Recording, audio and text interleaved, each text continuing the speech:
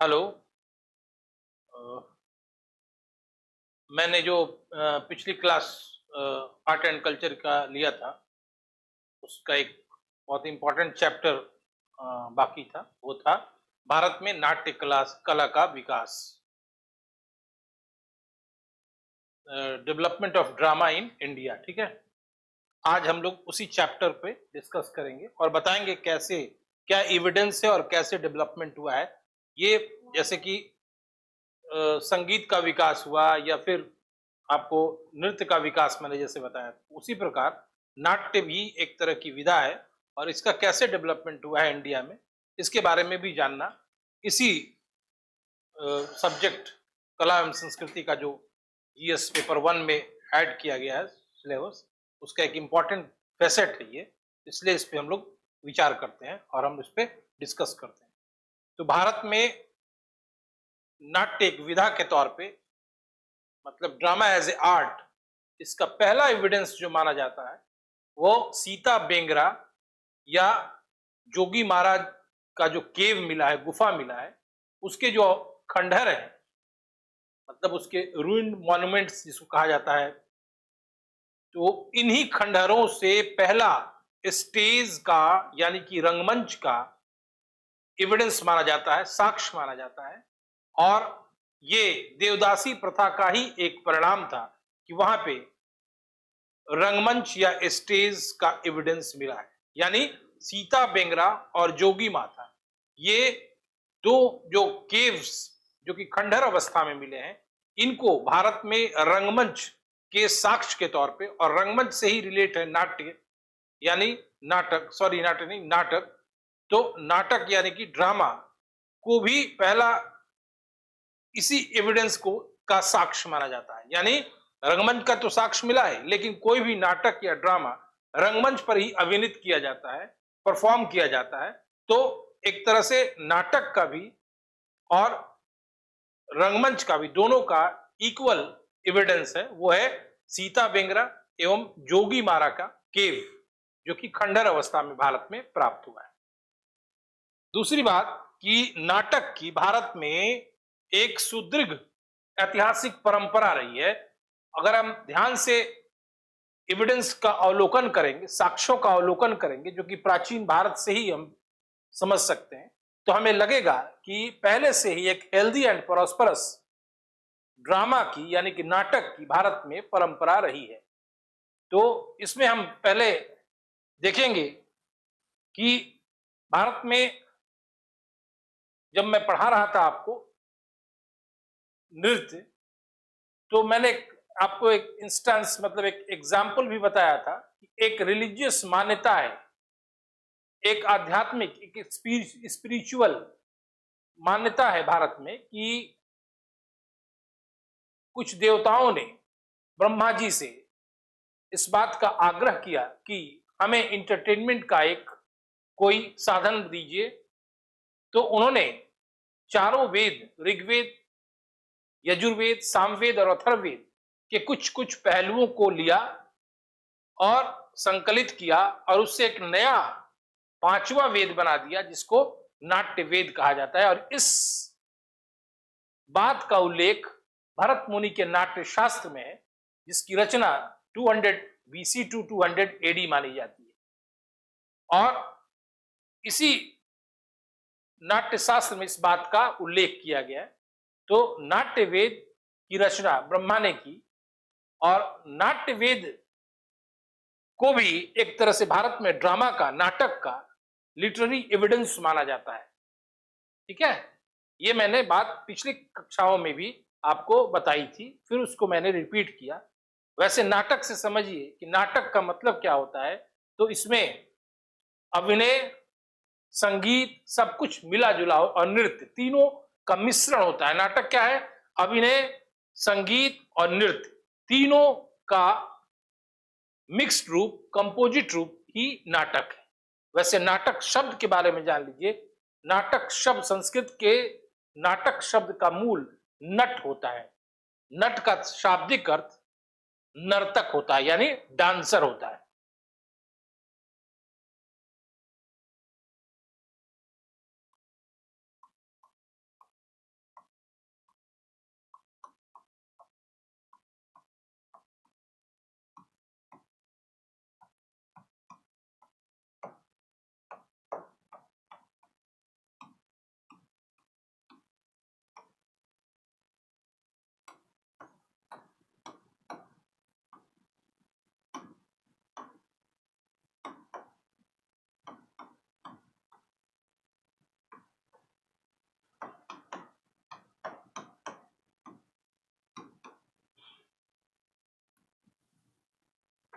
नाटक शब्द, संस्कृत के नाटक शब्द का मूल नट है। नट का तात्पर्य, नट का शाब्दिक अर्थ नर्तक होता है, मतलब डांसर।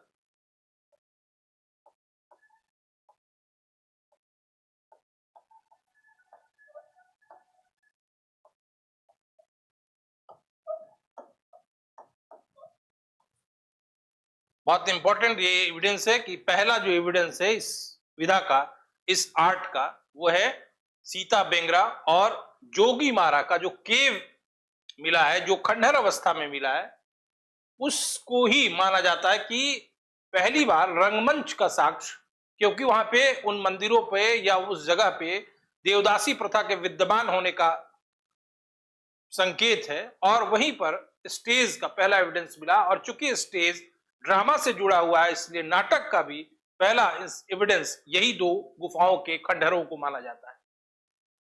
फिर मैंने एक लिटरेरी एविडेंस बताया जो भरत मुनि के नाट्य शास्त्र, पीछे वाले क्लास में भी मैंने इस बात को बताया था। तो भारत में नाटक के दो रूप है, there are two forms of dramas, ठीक है ना। और कोई भी ड्रामा, नाटक जो है, दो प्रकार के होते हैं। There is two form of dramas. First is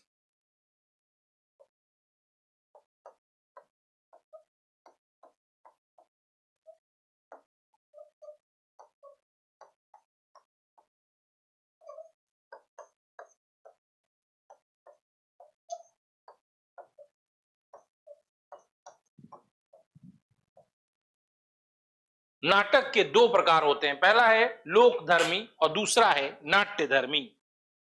लोक शब्द लगने के कारण आप खुद भी इमेजिनेशन कर सकते हैं कि लोक धर्मी नाटक का मतलब होता है वह नाटक जो लोगों की रुचियों, आकांक्षाओं, समस्याओं, इच्छाओं, भावनाओं को अभिव्यक्त करे या उसका संदेश दे। वह नाटक जो है वह लोक धर्मी नाटक। और दूसरा जो मैंने प्रकार बताया है नाट्य धर्मी, यही जो नाट्य धर्मी शब्द है, ये इसको आप कह सकते हैं शैलीगत आख्यान, इसका हिंदी इंग्लिश मतलब शैलीगत आख्यान। और ये बड़े ही सिस्टमेटिक ढंग पे बेस्ड होते हैं, बड़े व्यवस्थित ढंग से अभिनीत किए जाते हैं ऐसे नाटक। और ये नाटक शैलीगत आख्यान होते हैं, जबकि ऊपर वाले नाटक लोक धर्मी नाटक, इसमें कोई ऐसा फिक्स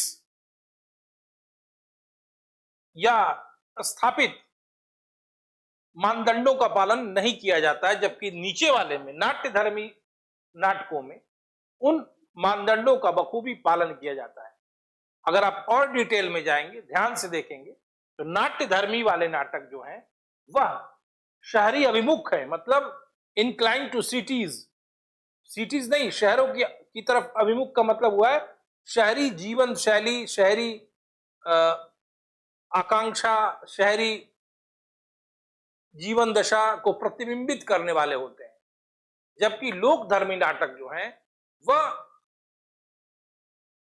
ग्रामीण उन्मुख होते हैं, यानी गांव के जीवन का चित्रण और उसकी अभिव्यक्ति इन नाटकों का मूल होता है। और अक्सर अभिनय के दौरान जब नाटक, लोक धर्मी नाटक अभिनीत होते हैं, तो वो जो अभिनीत का ढंग होता है वो देहाती प्रकार का भी होता है, ऐसा ऑब्जर्वेशन करके बताया जा रहा है। दोनों ही नाटकों में अंतर यही है, ये जो है शहरी अभिमुख और वो ग्रामीण अभिमुख होते हैं। यानी जब आप आम लोगों की जीवनचर्या को या उनकी समस्याओं को, उनकी आकांक्षाओं को, उनकी भावनाओं को नाटक के द्वारा अभिव्यक्त करेंगे, वैसे नाटकों को लोक धर्मी नाटक कहा जाता है। जबकि जब संभ्रांत कुलीन एलिट क्लास के लोगों की आकांक्षाओं, भावनाओं, समस्याओं को अभिव्यक्त करेंगे, तो वो नाट्य धर्मी नाटक होता है। भारत में संस्कृत नाट्य शैली को शास्त्रीय नाट्य शैली का दर्जा प्राप्त है, यानी संस्कृत के जो नाटक थे उन्हें शास्त्रीय नाट्य शैली, क्लासिकल ड्रामा स्टाइल माना जाता है। और ऐसे नाटकों में सबसे पहला एविडेंस या दर्जा ये अश्वघोष की एक रचना है। रचना क्या है, मतलब वो नाटक है। अश्वघोष के नाटक सारीपुत्र प्रकरण को माना जाता है। भारत में शास्त्रीय नाट्य शैली का पहला एग्जाम्पल, पहला उदाहरण अश्वघोष की रचना सारीपुत्र प्रकरण को माना जाता है। और यह नाटक 9 अंकों का नाटक है, जबकि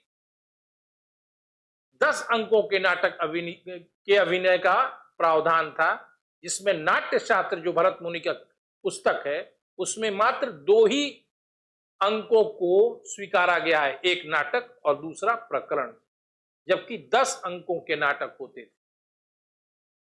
और सारीपुत्र प्रकरण अश्वघोष का पहला एग्जाम्पल है शास्त्रीय नाट्य शैली का, शास्त्रीय नाट्य शैली का पहला उदाहरण सारीपुत्र प्रकरण है, जो कि अश्वघोष का नाटक है। यह 9 अंकों का नाटक है। दूसरे शास्त्रीय नाट्य मतलब नाटकों में कालिदास का नाम सर्वोपरि माना जाता है, क्योंकि वो कर्तव्य और लालसा के बीच शाश्वत द्वंद्व का चित्रण करने में महारत हासिल किए थे। कर्तव्य और लालसा के बीच जो शाश्वत द्वंद्व चलता है वो नाटकों में चित्रण करने में कालिदास को महारत हासिल थी। दूसरे एक प्रमुख नाटककार हुए भास। इन्होंने इस समय कुल 13 नाटकों की रचना की, लेकिन एक रेडिकल चेंज आया। एक नाटककार का नाम हम आपसे लेंगे तो आपको बताएंगे कि क्या रेडिकल चेंज आया नाटक में। वह थे शूद्रक, जिनकी रचना मृच्छकटिकम है। शूद्रक पहले नाटककार हैं जिन्होंने नाटकों में द्वंद्व का समावेश किया और नायक नायिका के साथ साथ खलनायक को भी नाटक में ऐड करने में उनका अग्रणी स्थान, यानी नाटक में द्वंद्व का समावेश करने में सर्वोपरि यानी सबसे अग्रणी शूद्रक। उनकी प्रमुख रचना मृच्छकटिकम है। मृच्छकटिकम की एक और बात खासियत है, आपको प्रीलिम्स के इंफॉर्मेशन के लिए भी जरूरी है, कि इस नाटक में स्त्रियां और शूद्र प्राकृत भाषा का प्रयोग करते हैं, जबकि बाकी लोग संस्कृत भाषा का प्रयोग करते हैं। यह भी इसका एक इंफॉर्मेटिव तथ्य है, फैक्ट है। और भी नाटक हुए, जैसे भवभूति। उन्होंने उत्तर रामचरित, महावीर चरित जैसे नाटकों की रचना की। कालिदास का मैंने नाम लिया आपसे, और उनके 3 नाटकों को सर्वोत्कृष्ट शास्त्रीय नाटकों में गिना जाता है, जिसमें एक नाम है मालविकाग्निमित्र, दूसरा नाम है विक्रमोर्वशीयम और तीसरा अभिज्ञान शाकुंतलम। इन तीनों नाटकों को सर्वोत्कृष्ट शास्त्रीय नाटकों में गिना जाता है।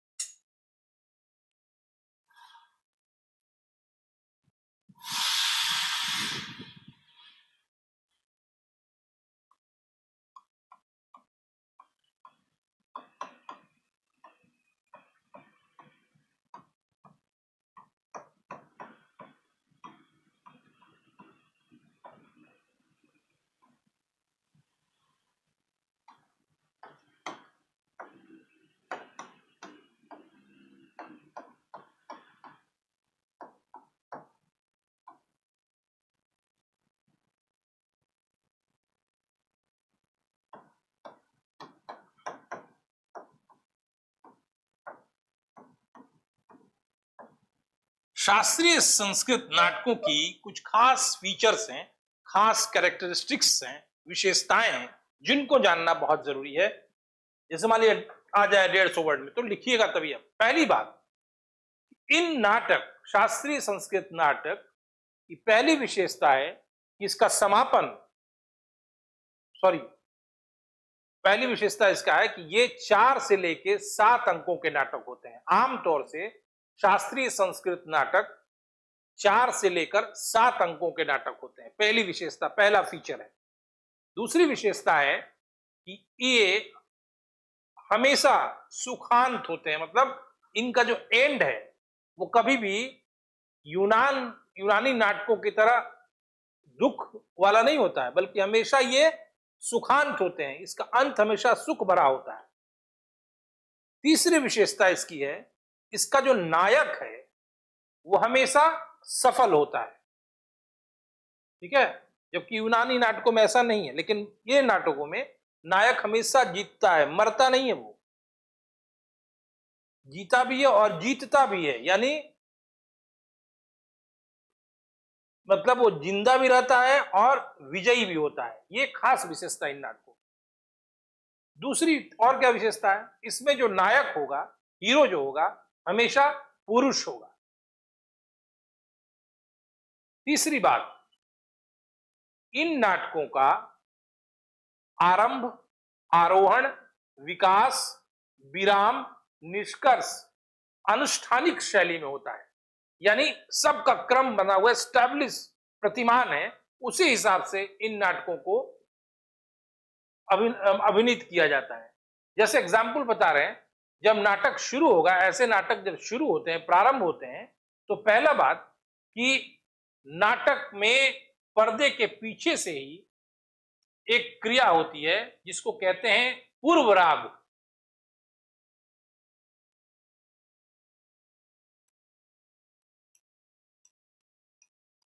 पूर्व राग में पर्दा को खोला नहीं जाता, बल्कि पर्दे के पीछे से ही नाटक आरंभ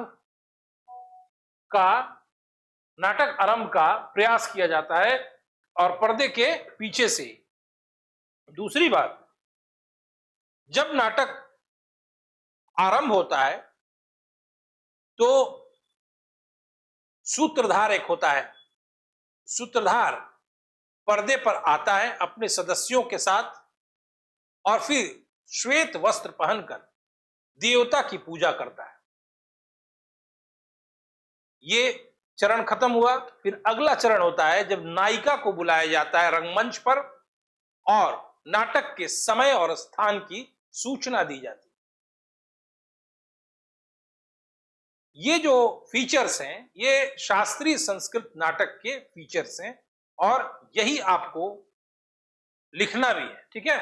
पहला, फिर से हम आपको रिपीट कर दे रहे हैं, पहला, ये 4 से 7 अंकों के नाटक होते हैं। दूसरा, इनका अंत हमेशा सुख वाला होता है, कभी भी ट्रेजेडी नहीं होती है। तीसरी बात, इसका नायक हमेशा जीतता है, कभी वो हारता नहीं है और न मरता है। चौथी बात, इसका नायक हमेशा पुरुष होता है। पांचवी बात, इन नाटकों का आरंभ, आरोहण, विकास, विराम और निष्कर्ष एक अनुष्ठानिक शैली में होता है, और नाटक आरंभ होने से पहले ही क्रिया शुरू हो जाती है, और वैसी क्रिया को पूर्व राग कहा जाता है, और यह पर्दे के पीछे से होती है। पर्दे के पीछे वाली क्रिया होने के बाद नाटक का रंगमंच खुलता है, और वहां पे सूत्रधार अपने बाकी सदस्यों के साथ आता है, श्वेत वस्त्र पहनकर देवता की पूजा करता है, और उसके बाद तीसरा चरण शुरू होता है, जब तीसरे चरण में नायिका को बुलाया जाता है, और तत्पश्चात नाटक के समय और स्थान की सूचना दी जाती है। यही विशेषता इन शास्त्रीय संस्कृत नाटकों की है, और इसी आधार पर इन नाटकों को अभिनीत किया जाता है।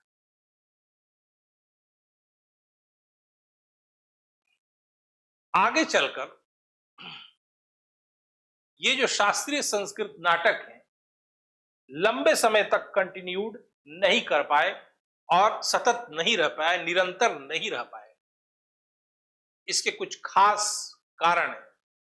Some factors are responsible behind this, क्योंकि धीरे धीरे शास्त्रीय संस्कृत नाटक डिक्लाइन की ओर चले गए।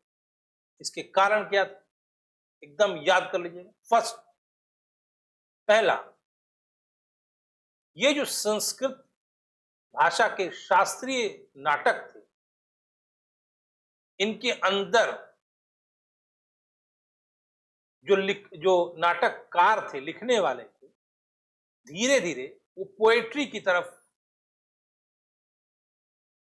रुख कर गए, यानी जो नाटककार थे इन्होंने काव्य विधा की ओर जाना शुरू किया और लेखन करने लगे काव्यों का।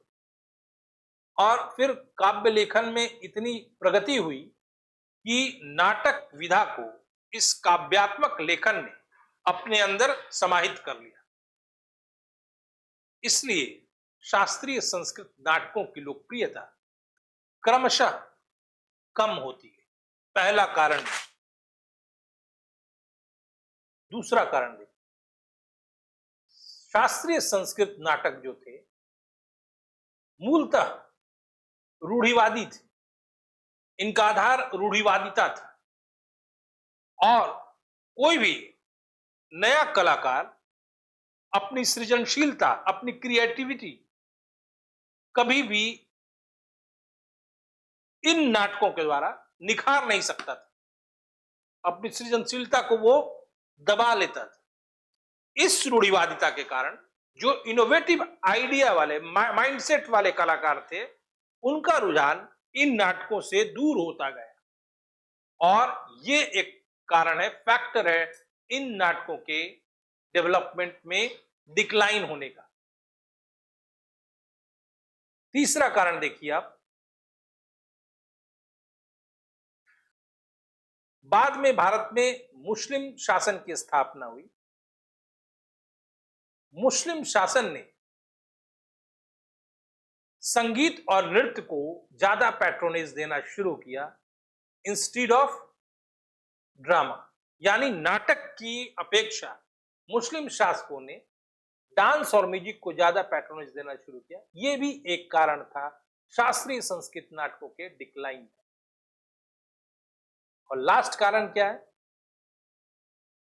संस्कृत उत्तरोत्तर, संस्कृत जो लैंग्वेज था, भाषा जो थी, धीरे धीरे वह कुछ ज्यादा ही अलंकृत हो गई और आम जनमानस की समझ से परे होते गई।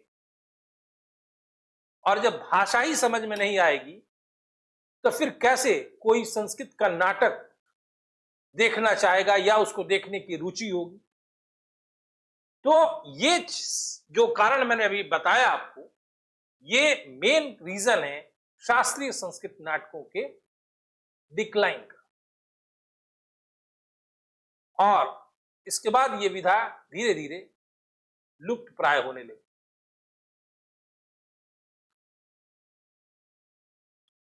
अब आते हैं हम लोग, मैंने जो लिखा था,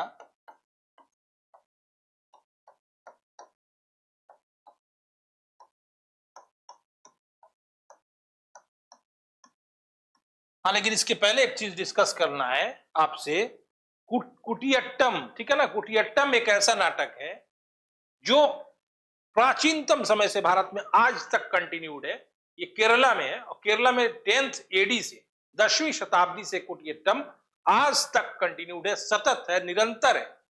और इस नाटक की प्रस्तुति संस्कृत, प्राकृत, मलयालम भाषा में होती है। और इस नाटक विधा पर चकयार और नाम्बियार दो जातियों का प्रभुत्व है, यानी इन दो जातियों के द्वारा इस नाटक को अभिनीत किया जाता है। कुटियट्टम 10th AD से अभी तक कंटिन्यूड। अब आते हैं हम लोग लोक धर्मी नाटक। ठीक है? लोक धर्मी नाटक जो है, ये इन नाटकों में सामाजिक परंपराओं, मूल्यों, मापदंडों का पालन किया जाता है। भले वो कैसा भी अभिनीत हो और कैसा भी विषय हो, लेकिन इसमें सामाजिक परंपराओं और मूल्यों, मापदंडों का पालन बखूबी किया जाता है।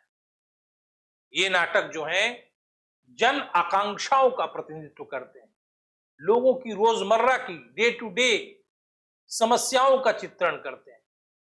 और इसकी जो अभिव्यक्ति होती है, जो अभिनय होता है, वह आपको ग्रामीण अंचल की झांकी दे सकती है, देहाती इसको कहा जाता है। लेकिन ये जो नाटक है पंथ निरपेक्ष नाटक है, यानी इनके अंदर कोई भी सांप्रदायिक भाव नहीं है। ऐसे नाटकों में लोगों की आकांक्षाओं का प्रतिनिधित्व किया जाता है और इसको अभिनय के माध्यम से बताया जाता है कि नाटक का क्या संदेश है।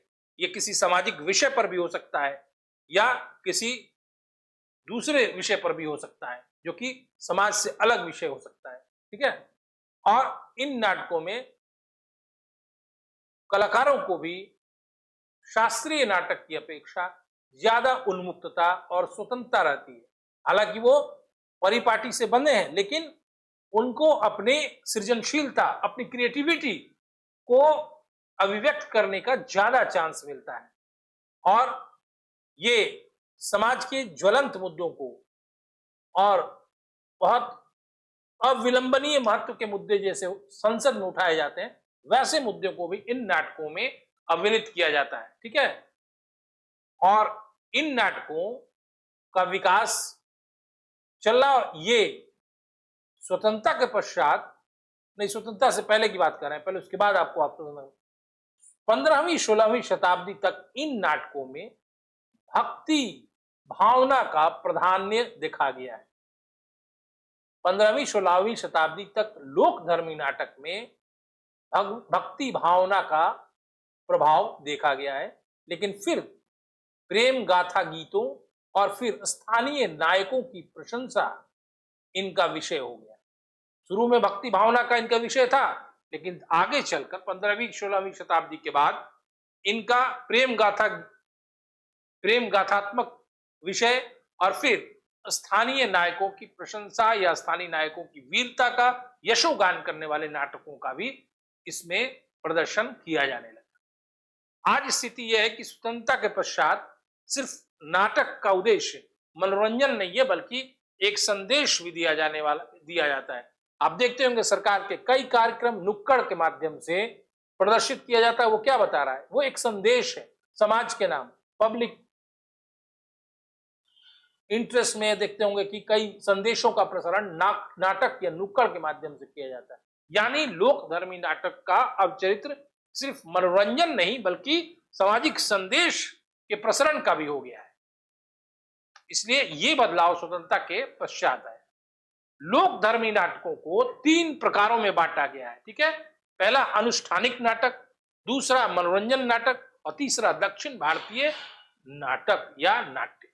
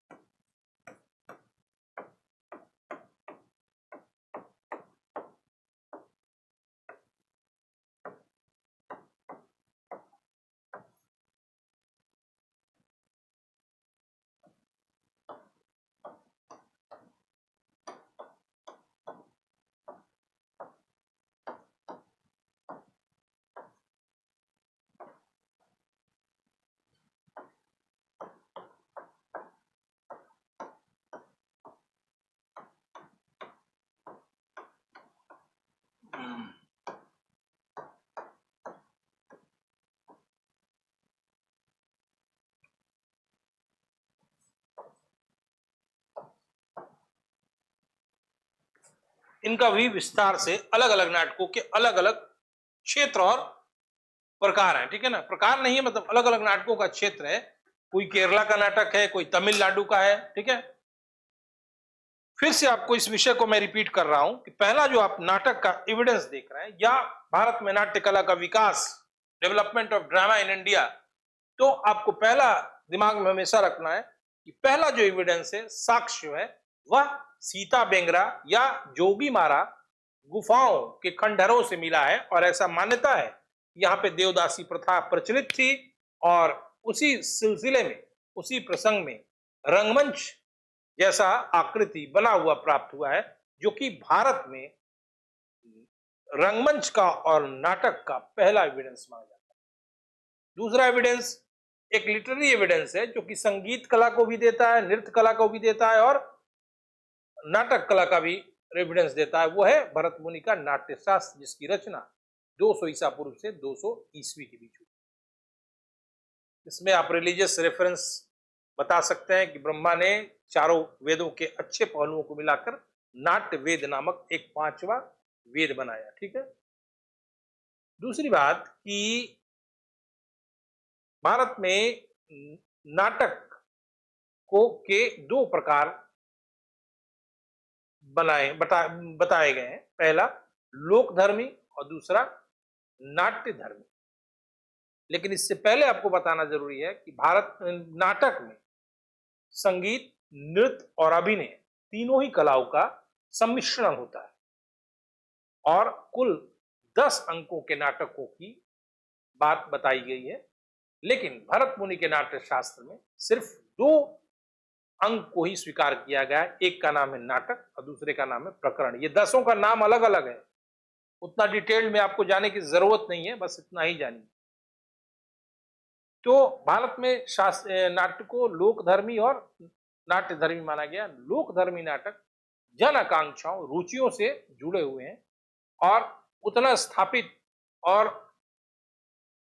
रूढ़िवादी बातें उसमें नहीं है, जबकि नाट्यधर्मी सुस्थापित मानदंडों पर आधारित एक नाट्य शैली है। और इस तरह के नाट्य शैली में जो शास्त्रीय संस्कृत नाटक है उनमें से बहुतों का रेफरेंस मिला है। और भारत में शास्त्रीय नाटक का पहला उदाहरण वो है अश्वघोष का सारीपुत्र प्रकरण, जो कि 9 अंकों का नाटक। ठीक है। दूसरा रेफरेंस देना है, इस काल के प्रमुख नाटककार भास हुए। भास ने कुल 13 नाटकों की रचना की। पीटी के लिए भी इंफॉर्मेटिव है ये। तीसरी बात कि कालिदास को की गणना या महारत, कालिदास को महारत हासिल था कर्तव्य और लालसा के शाश्वत द्वंद्व को नाटकों में चित्रण, और उनके 3 नाटकों को शास्त्रीय संस्कृत नाटक में सर्वोत्कृष्ट नाटक माना जाता है। जिसमें पहला है मालविकाग्निमित्र, दूसरा विज्ञान शाकुंतलम और तीसरा विक्रमोर्वशीयम। फिर आप रेफरेंस दे देंगे कि इस काल में नाटक के क्षेत्र में एक व्यक्ति ने एक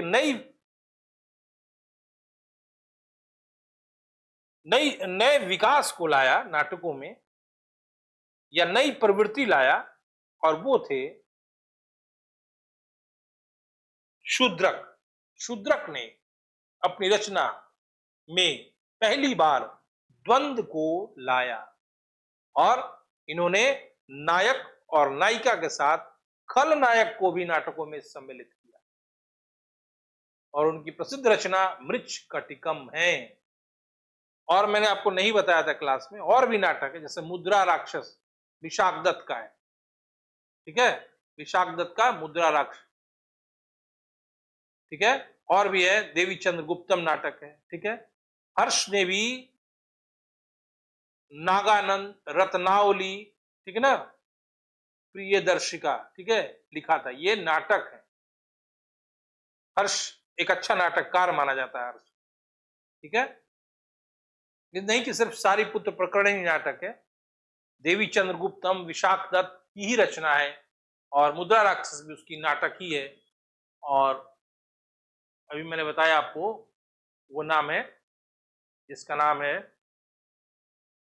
हाँ, हर्ष की 3 रचना, नागानंद, रत्नावली और प्रियदर्शिका।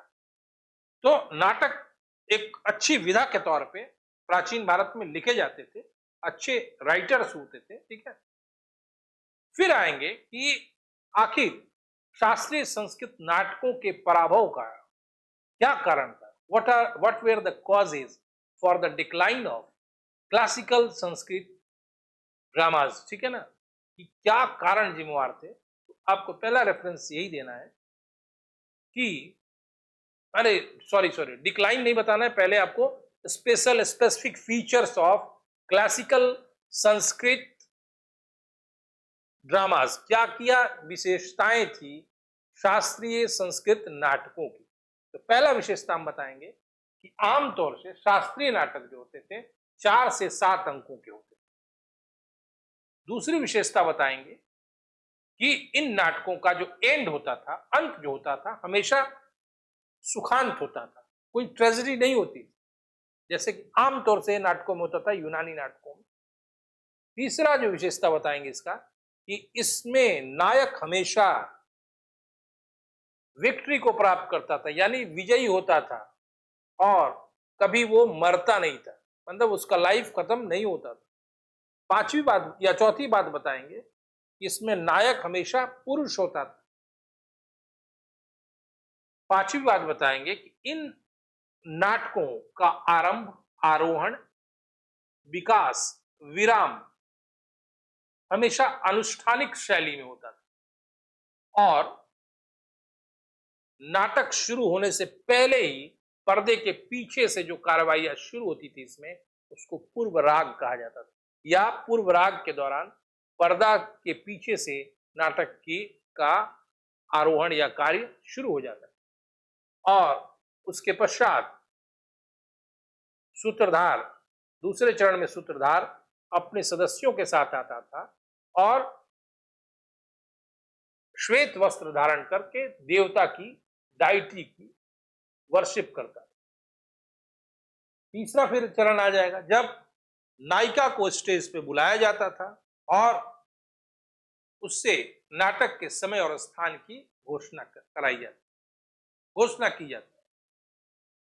तो ये हुआ इसका स्पेसिफिक फीचर, ठीक है ना, क्या विशेषताएं थी नाटक।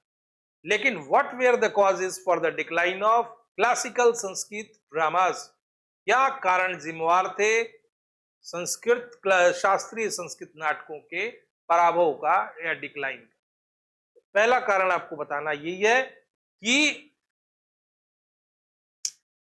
ये जो नाटक थे शास्त्रीय संस्कृत नाटक,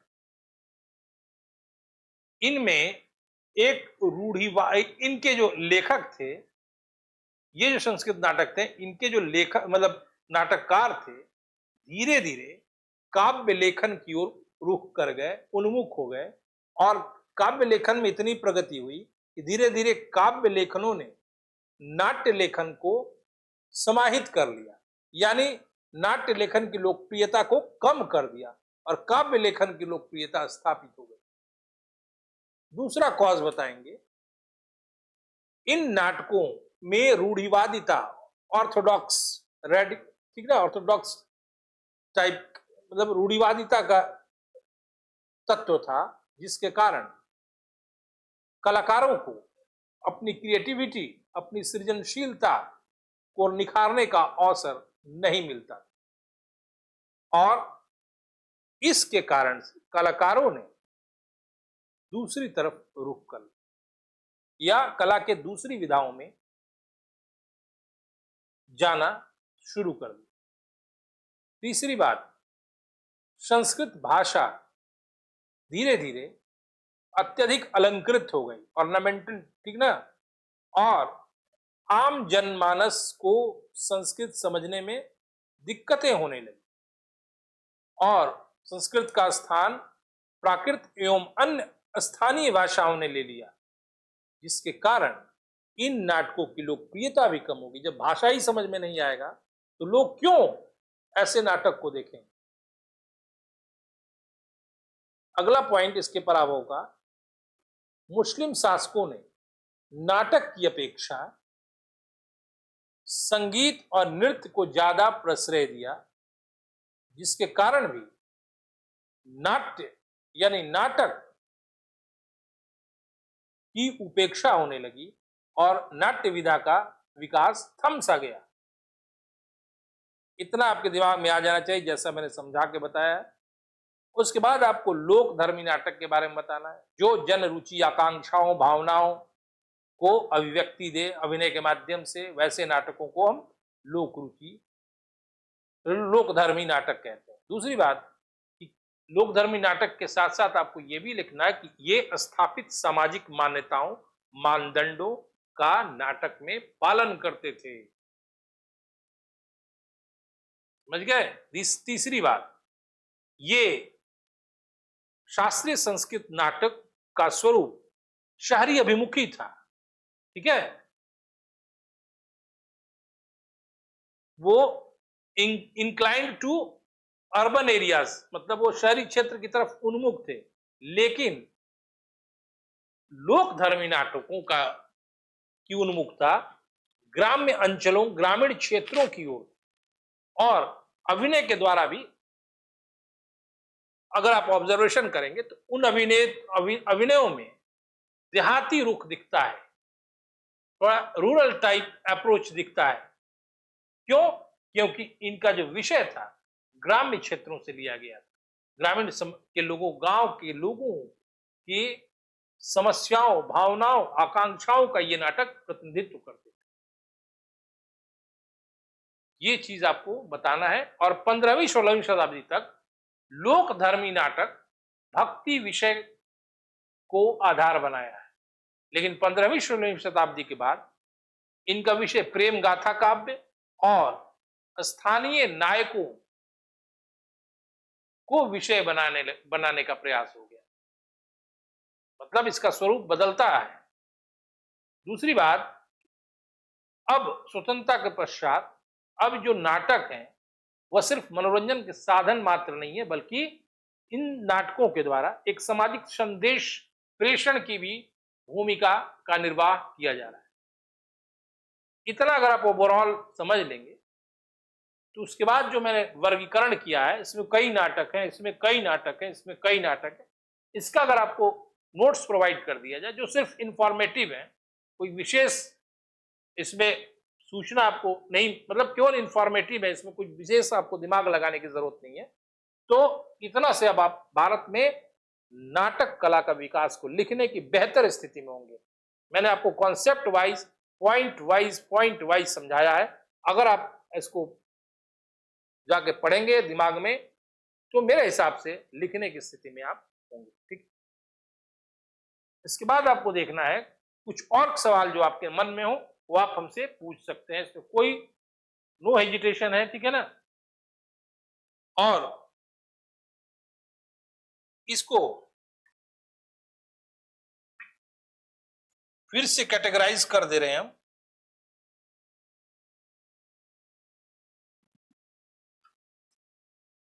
और आपने अभी तक क्या पढ़ा इसका भी आपके पास दिमाग में खाका होना चाहिए। आखिर आप कैसे इसको संगठित करेंगे, ऑर्गेनाइज कैसे करेंगे।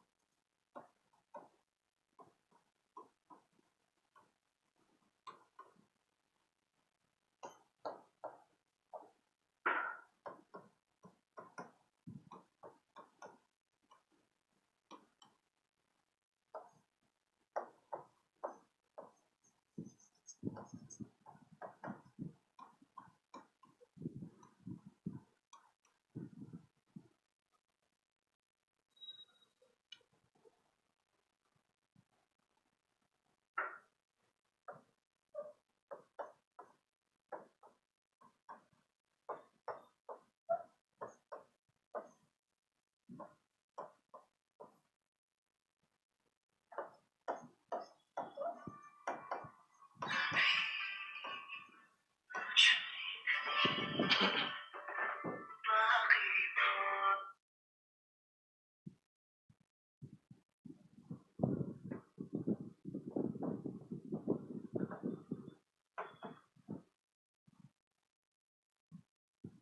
ये अभी आपने पूरा पढ़ा है भारत में architectural development in India, Bharat में स्थापत्य का विकास। दूसरा मैंने लिखा है भारत में नृत्य कला का विकास, dance, development of dance in India. तीसरा है भारत में संगीत कला का विकास, development of music in India. और चौथा है drama, development of drama in India, Bharat में जो आज आपने पढ़ा है नाट्य कला का विकास। और पांचवा है paintings in India, development of paintings India in India, मतलब भारत में चित्रकला का विकास। इसको आप ऑर्गेनाइज कर लीजिए। और पिछली कक्षा में मैंने पटना कलम पर स्पेशली पढ़ाया था, उसको भी इसमें शामिल करके उसको याद, ये अब आप इसको ऑर्गेनाइज कर लीजिए। और जब आप पहला टॉपिक पढ़ेंगे भारत में स्थापत्य कला का विकास, तो मेरा ताल्लुक सिर्फ मंदिर स्थापत्य टेम्पल आर्किटेक्चर से नहीं है, बल्कि आगे चलकर आपको अर्ली मेडिवल इंडिया और मुगल इंडिया दोनों ही मेंस के क्वेश्चन के लिए इंपॉर्टेंट है। ये नहीं कि सिर्फ नागर शैली और द्राविड़ा शैली तक ही अपनी पढ़ाई को सीमित रखिए, बल्कि मुगल काल और दिल्ली सल्तनत के जो इमारत मॉन्यूमेंट्स, उन पर विशेष आपकी पैनी नजर होनी चाहिए कि क्या चेंजेज आया, कैसे भारत में 36 जो निर्माण शैली थी 36, उसको बदल के मेहराब धर्मी आया, कैसे भारत में शहतीर और लिंटेल को हरा के मेहराब का निर्माण किया गया, यानी क्या चेंजेज आया मुसलमानों के आने पर, तुर्कों के भारत आगमन पर, क्यों स्थापत्य में एक नया परिवर्तन आया। और धीरे धीरे ईरानी और भारतीय, फारसी और भारतीय आर्किटेक्चरल स्टाइल का एक एसिमिलेशन शुरू हुआ, और यही एसिमिलेशन मुगलों के काल में क्लाइमेक्स में पहुंच गया। और तब भारत में जो नई शैली स्थापित हुई उसको हिंद इस्लामी स्थापत्य शैली, इंडो इस्लामिक आर्किटेक्चरल स्टाइल कहा जाता है। ये जो डेवलपमेंट है इस दौर का, जो अर्ली मेडिवल इंडिया से स्टार्ट हुआ और मुगल तक एंड हुआ, इसको आप बहुत ध्यान से पढ़ेंगे। और ऐसा नहीं कि उसके बाद समाप्त हो जाता है। अर्ली मॉडर्न टाइम में जो गोथिक शैली हुआ, चाहे डच स्टाइल है, वो बहुत लेकिन थोड़ा है, हल्का उस पर नजर डालना बहुत जरूरी है। इसलिए कभी भी सिर्फ टेम्पल आर्किटेक्चर से बात सीमित नहीं है, इसको कैटेगरी वाइज आप बांट देंगे, एंशिएंट, मेडिवल और हिस्ट्री, ठीक है, मतलब modern, ancient, medieval and modern. जब ऐसे बांटेंगे तब आपको क्लियर पिक्चर आएगा कि कब एंशिएंट में क्या पढ़ना है, मेडिवल में क्या पढ़ना है। बगैर मेडिवल पढ़े आप आर्किटेक्चर में कुछ नहीं कर सकते हैं। सिर्फ द्रविड़ शैली, नागर शैली और वेशर शैली जानने से आपका स्थापत्य का राइटिंग्स नहीं हो पाएगा, जबकि आप मेडिवल नहीं पढ़ेंगे और मॉडर्न नहीं, मॉडर्न में थोड़ा है, ज्यादा नहीं है, ठीक है। उसी प्रकार भारत में नृत्य कला, इसमें कोई खास कैटेगराइज नहीं करना है, बल्कि डायरेक्ट जो मैंने पढ़ाया है उसे आप मगअप कीजिए और राइटिंग्स कीजिए, प्रैक्टिस कीजिए लिखने का। बगैर प्रैक्टिस के आप पूरा रट्टा लगा जाएंगे, फिर भी कॉपी में लिखने की स्थिति में नहीं होंगे। और मैं बता रहा हूं कि मैं टॉपिक समाप्त करूंगा तो फिर जिस पैटर्न पे क्वेश्चन पूछे जाते हैं वो क्वेश्चन मैं फिर डिस्कस करूंगा आर्ट एंड कल्चर का। और कभी भी आप पढ़ते समय, मैंने आपको एग्जाम्पल्स में वर्ल्ड हिस्ट्री में बता दिया है क्या क्वेश्चन का तरीका होता है। कोई भी सब्जेक्ट पढ़ेंगे आप, पॉलिटी, इकोनॉमी, हिस्ट्री, जो भी पढ़ें, तो क्वेश्चन पूछने का ढंग वही होता है।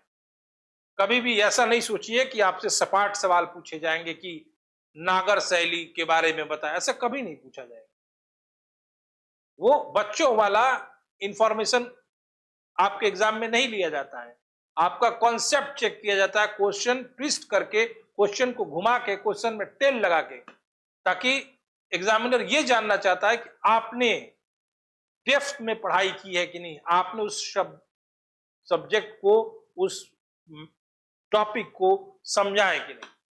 यही डिमांड है यूपीएससी या बीपीएससी या जो भी हो।